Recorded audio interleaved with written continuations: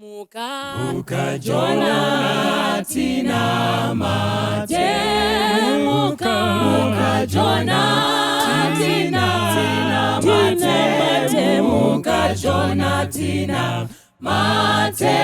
Muka Jonah tina mate. Muka Jonah tina mate. Muka Jonah tina mate. Muka Jonah tina mate. Muka Jonah tina mate. Muka Jonah tina mate. Muka Jonah tina mate. Muka Jonah tina mate. Muka Jonah tina mate.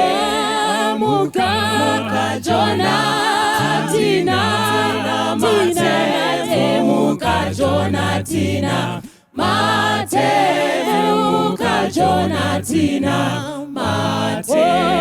Uru rendo rune joti. Uru rendo rune joti. Uru rendo rune joti.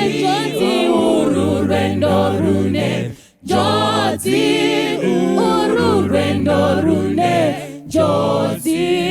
Uru rendo rune joti. Uru rendo rune joti. Uru rendo rune joti.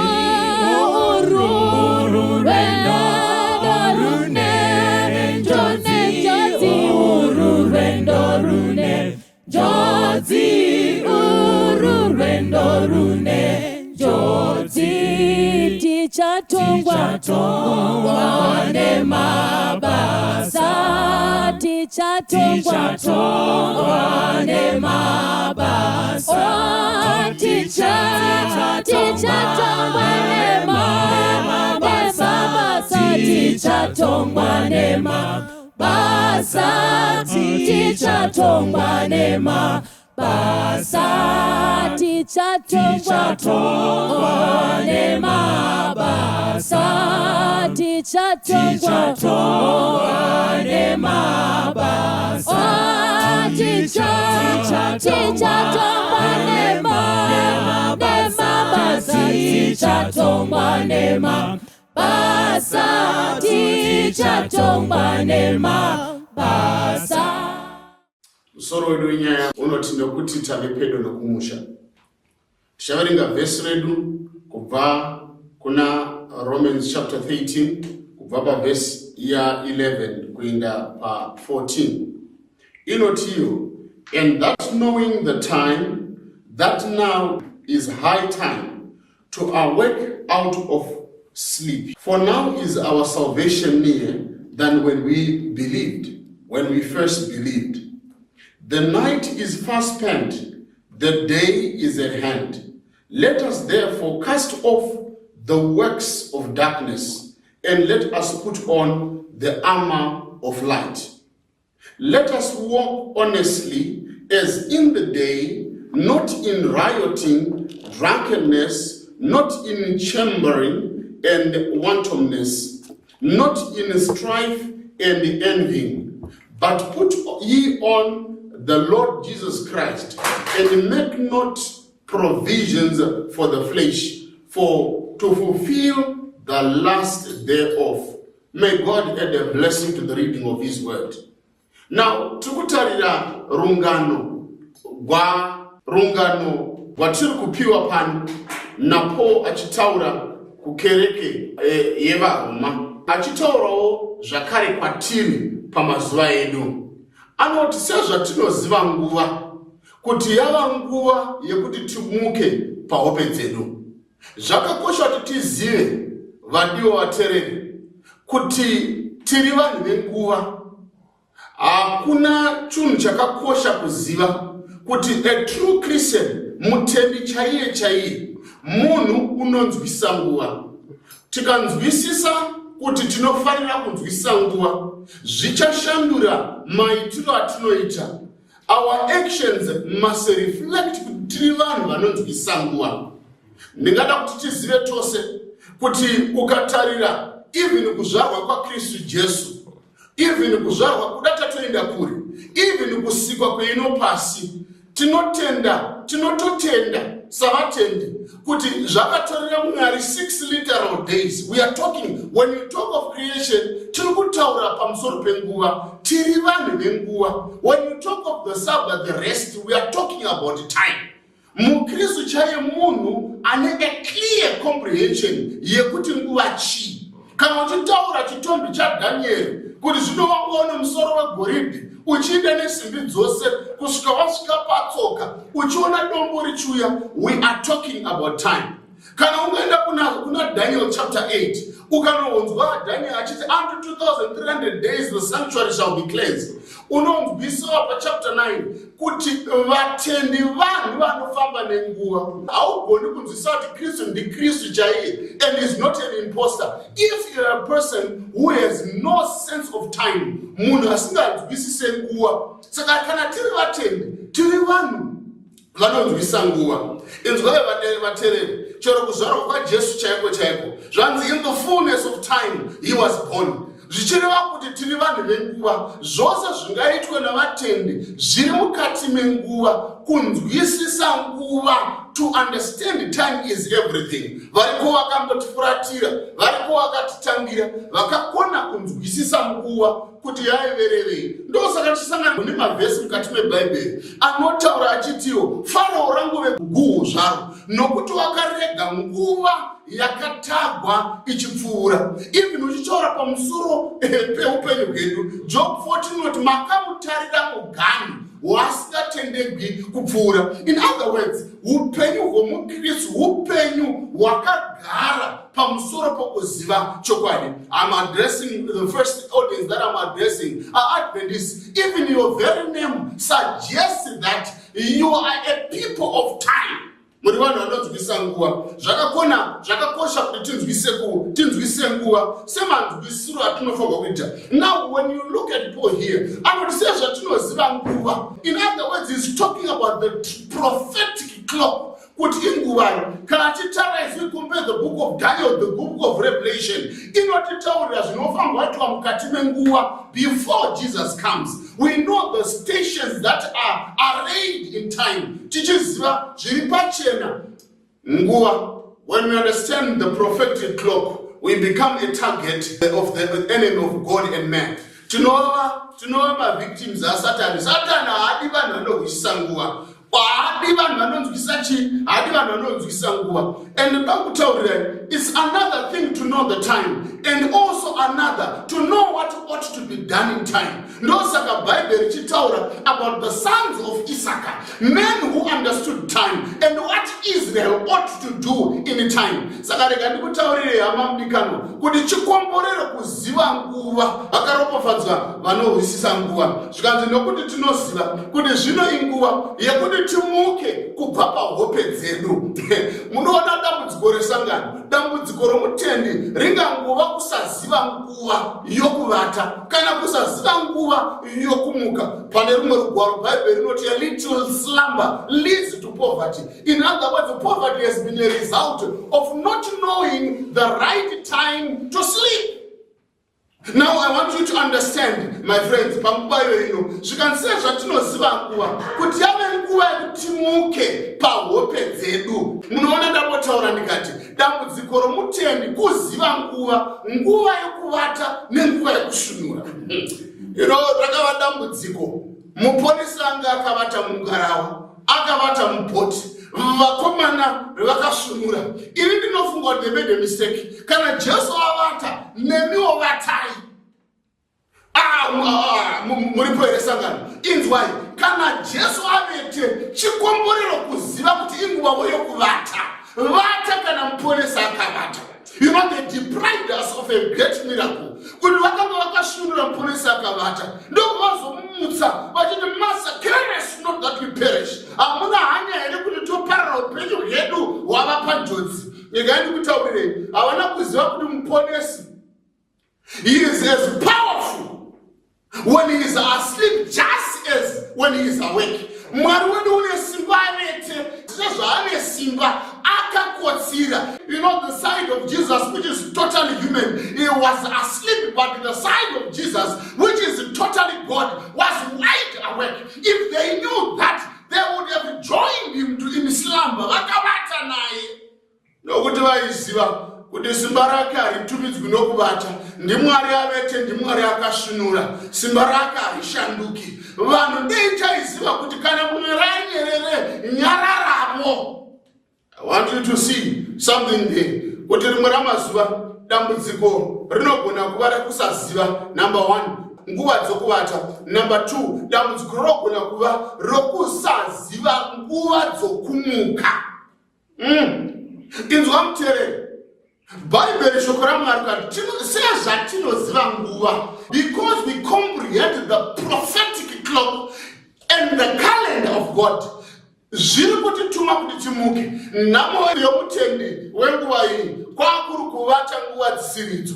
Unorangarira rungano. Jesu wapedza achirayiwa unonokwira gomo nevakomana pabhuruku Kidron paGetsemani achida kunonyengetera, not my will but thine. Handeni nipapo vadzidzi vaKristu vose vakavata. They slept at a critical time. Nguva dzimwe dzose, it's the only time that we hear kuti vose vakavata, they all slept. When Jesus wanted them the most, they chose to sleep. Vakavata. And it's so painful to appreciate that we often sleep when the enemies of God are wide awake. Vakavata.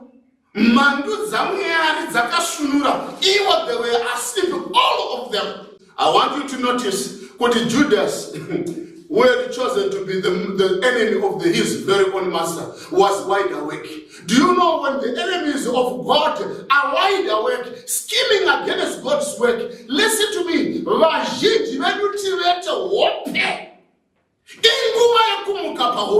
How can we afford to sleep the comfort of our sleep when the enemies of God are busy scheming against the children of God? We can't afford to sleep. Atigoni kuti tirambe takavata. Zvinotsvaka timuke pahope dzedu nokuti tinoziva kuti ava nguva yekuti timuke pahope dzedu. Hope dzinosiyana, hope dzakasiyana-siyana, but patichafamba nenyaya yedu iwe nzwisisa kuti dzako dziri papi, umuke pahope idzodzo. You know, I already see the grace of God, kuti sometimes He allows you to slumber even if He knows, but He is kind enough to tell you to wake up. Zvatinoziva nguva kuti yave nguva yekuti tishunure kubva pahope dzedu. Vakomana vakavata panguva isiriyo, when the enemies of God were. Zvikanzi vakomana, you can't even watch for an hour. Makoni here kurinda kweawa imwe yoga neni. Regai ndikutaurire, a Christian is not safe an hour without prayer. We need to watch unto prayer. The days are evil. Takatenderedzwa nevakomana vane muturu, nevakomana vane hasha, vaigona kutimedza kunyangwe. Tiri vapenyu takashunura. Inguva yekuti timuke pahope dzedu nokuti tinonzwisa nguva. Vhesi inoenda mberi. Mabakwedza osvika osvedera, asi nousikuwo kana uchida kubvunza uya dzoka. Nai murindi nguva yeusiku. Inzwai vana vaMwari, usiku hwopfuura, matambudziko rinopasa azogara nekusingaperi. Mutauri Bhaibheri rinoti kuna mapisari maDhavhidhi, zvikanzi weeping may endure for a night, but joy comes in the morning.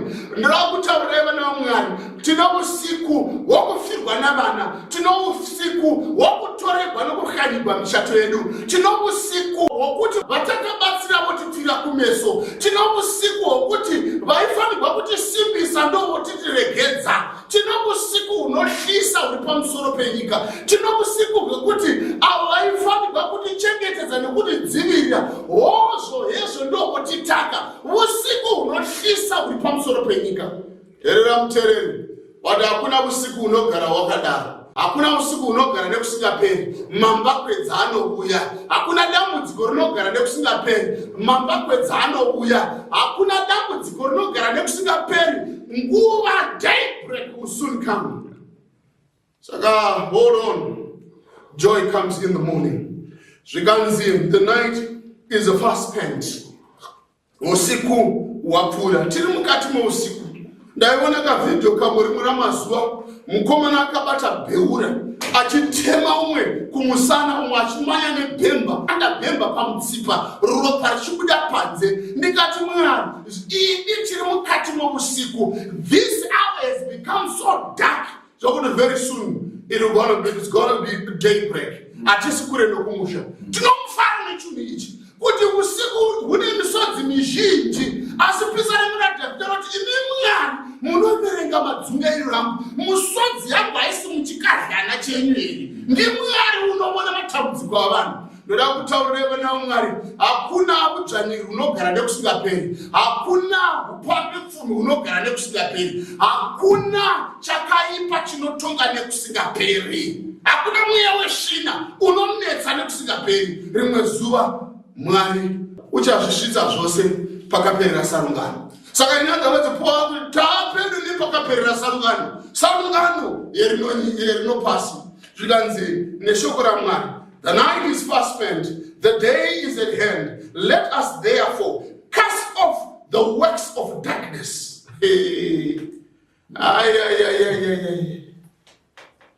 Nyika yedu Isaiah wakamboiona. Akati great darkness covers the earth. Zvikanzi gross darkness the people. Dima rousiku riri nani pane dima rinofukidza vanhu. Asi chinondifadza yechi vana Mwari. Zvikanzi panguva ino nyasha dzaMwari dzati pamukana wokukumura mabhachi echivi, mabhachi edima, zvombo zverima zvinogoneka. Zvikanzi let us put on the armor of light. Hatibvisei nguo dzerima tipfeke nguo dzechaedza. Munoona vana Mwari, uipi hwenyika asingazivi Mwari akaipa, kuipa kwake kuri nani pane kuipa kwouyo unonzi unoziva Mwari. Terrible. I want you to know kuti zvinogoneka kuti tichiti tinonamata, zvinogoneka kuti tiri vatendi sezvatiri so. Mwari haana dambudziko zvikuru navanhu vanoziva zvavanoda kuti isusu hatidi zvaMwari zvamuchose. But nhamo yaMwari vanhu vanoti tinotenda asi vasingaiti sezvinoreva kutenda kwavo. God has a challenge with hypocrisy. Zvinogoneka kuti tine madouble standards. Mukereke tirimo munyika munoona vana vaMwari. Chikepe regai chifambe pamusoro pemvura, asi mvura ikatanga kufamba muchikepe ingozi. Umwe murume unoti I got so tired, muimbi a French musician. Unoti I got so tired and weary of the world and I ran to the church. But when I got to the church, I was so disappointed to find that the world was already in the church. We live in terrible times when the devil, Satan, wagara mukati mechurch. I would never forget an ugly experience. Maybe an eye-opening experience that I once had. Ndaenda parufu years back. Ndichinda parufu ndichinobata mavoko nokuti kwakanga kwafiwa. Ndiri ipapo kune vakomana vandaifamba navo vainditevera. Ine ndiri mberi. Vari kuna mbuya vechechi vakanga vari mberi kwangu. Saka mbuya vaya vachifamba vachidaro vari mberi kwangu. Afirwa nomwana, mwana angatove nemudzimai. Wakabata dangwe rake akarisa pachifuva. Mbuya vaya vari mberi, tose tiri kuenda kunobata maoko. Ini ndamira parutivi nokuti mbuya vaya vakubata maoko. Pandino baba vaya pavanosumudza musoro vachiisa mbuya vaya, chiso chavo all of a sudden chashanduka chaita semhuka nekutyisa kwazara pachiso chavo. Hatikati what's going on? Chii chiri kuitika? Ndobva vatarisana immediately mbuya vaya vekuchechi vanoziva rekatiti mai vedhoka kana kuti mutungamiri wedhoka, chiso chakewo ndobva chachinja. Namwe sipo vateereri, regai ndikuudzei, chiso chavo chose chachinja, zviso zvavo zvichityisa ungati mhuka. I have never seen something like that. Vachinja vachityisa kumeso. Baba vaya vafirwa nomwana vakaisa mwana wavo pachifuva dangwe ravo, ndobva vati ndiwe wauraya mwana wavo. Kuna mai vaya vekuchechi, mai vaya ndokuvati iwe nyama yake yemwana wako inoryika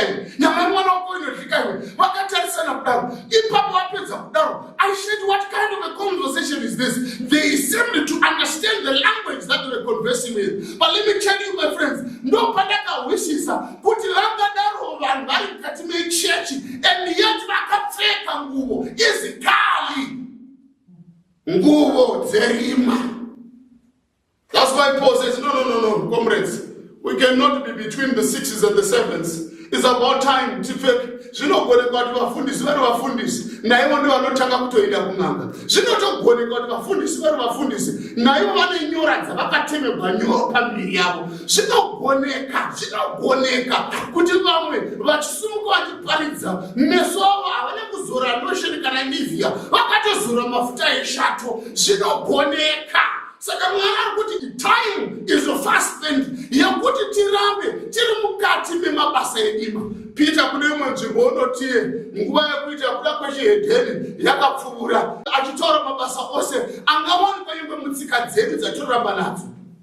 Pamwe unototi nekutamba chiramo. Mubvunzo wangu ndewekuti vakomana takamira pakutenda here? Mukati memichato yedu takamira pakutenda here?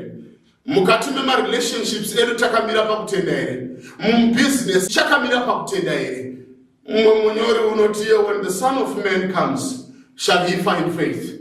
I want to believe he's talking about faith among those of the faith. Vari mukati memba yekutenda. Zvikanzi let us put on the armor of light. Unoona chinoita kuti vanhu vafarire masimba edima, kuti havana kuhwisisa kuzipa nesimba rakabungana mumweya mutsvene. We have no clear comprehension yesimba riri muna Mwari. Ndosaka tifunga kuti zvatinopiwa kun'anga zvine simba. Even ministers, even varume vanohlisa vanoidentifayiwa naMwari. My question is, gentlemen, tichakamira here pakutenda kwokudanwa kwedu? Paul unombotaura achiti let us put on the whole armor of Christ. Adipfekei zvikanzi tigone kurwisana neuyo unotiwira. Now regai ndikudze vana vaMwari, pfekai nguo dzokugwa nadzo. Ndosaka achiti paverse chapter 6 Paul unoti iye yavaEfeso unoti, finally brethren, be strong in the Lord and in the power of his mighty. Put on the whole armor of God, that ye may be able to stand against the wiles of the devil. Munoona vana vaMwari, zvidzingi zvaSatani hazviperi. Zvombo zvake zvaanoshandisa kuti gwisa nazvo hazviperi. But vakaropafadzwa vanopfeka nguo dzokugwa nadzo dzechaedza. Nemhaka nokuti kana zvichivawira vachamira somusamba mwedu. Zvichaswedera pedo navo asi zvichatiza nenzira nomwe zvobva pamberi pavo. Regai ndikudze, ndosaka numeri achitiye kwaIsraeri hakuna kuvuka kana kun'anga. Zvakatemwa naJehovha ndo zvichaitika. Musatya vana vaMwari, nokuti unotirwira vanesu vakawanda kudarika vanotirwira. Put on the whole armor of God. For we wrestle not against flesh and blood, but against principalities, against powers, against the rulers of darkness of this world, against spiritual wickedness in high places. Wherefore, take unto you the whole armor of God, that ye may be able to withstand in the evil day, and having done all to stand. Stand therefore, having your loins girded about with the truth, and having your breastplate of righteousness, and your feet shod with the preparation of the gospel of peace. Above all, taking the shield of faith, wherefore ye shall be able to quench all the fiery darts of the wicked.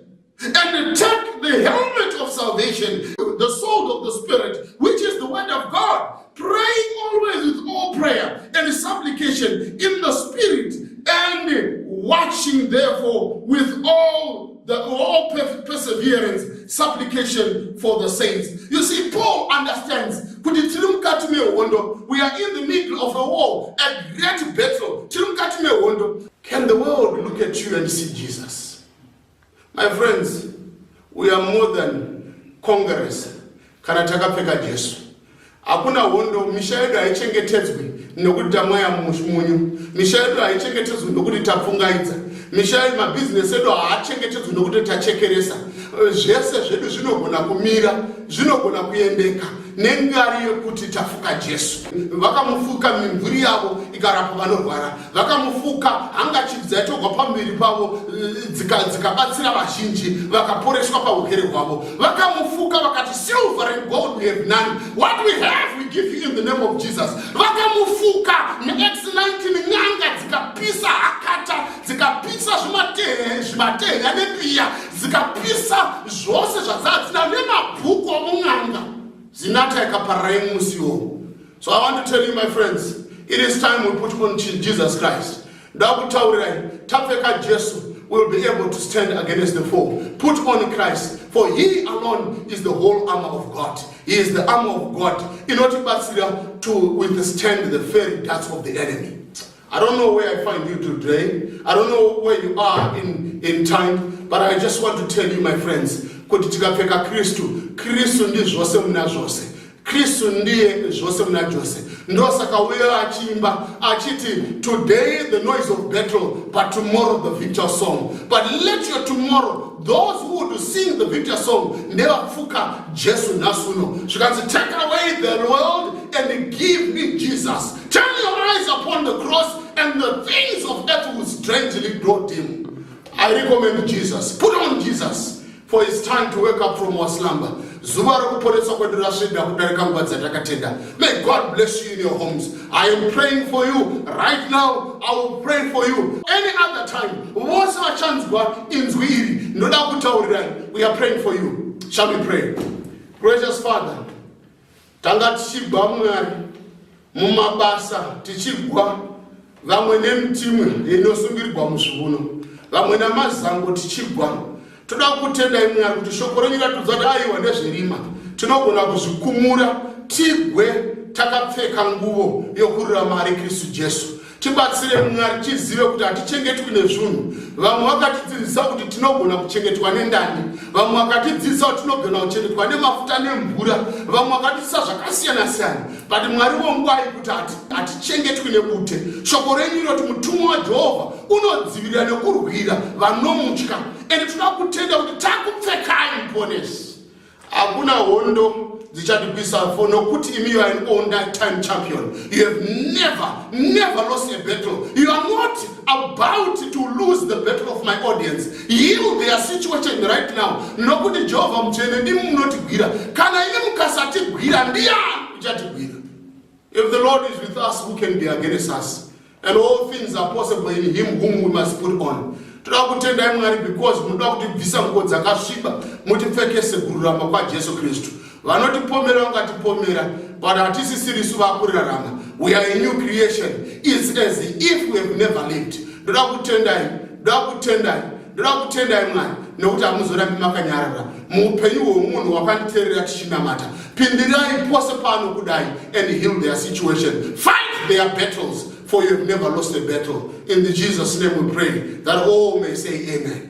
Ngiyafuna lowo mlilo wabangcwele basendulo wabaqondisi ezulwini benesibi engozini ubhikosi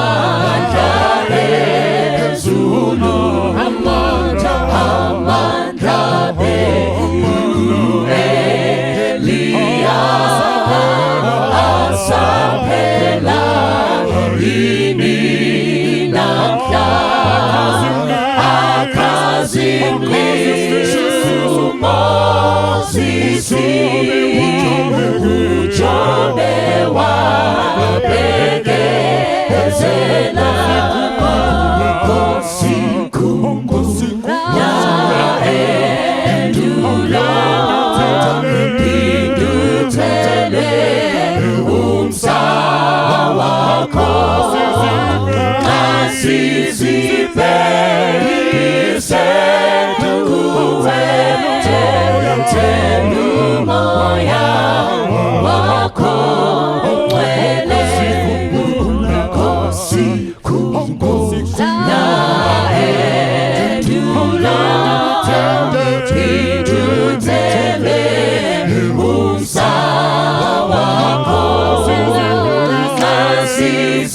pedo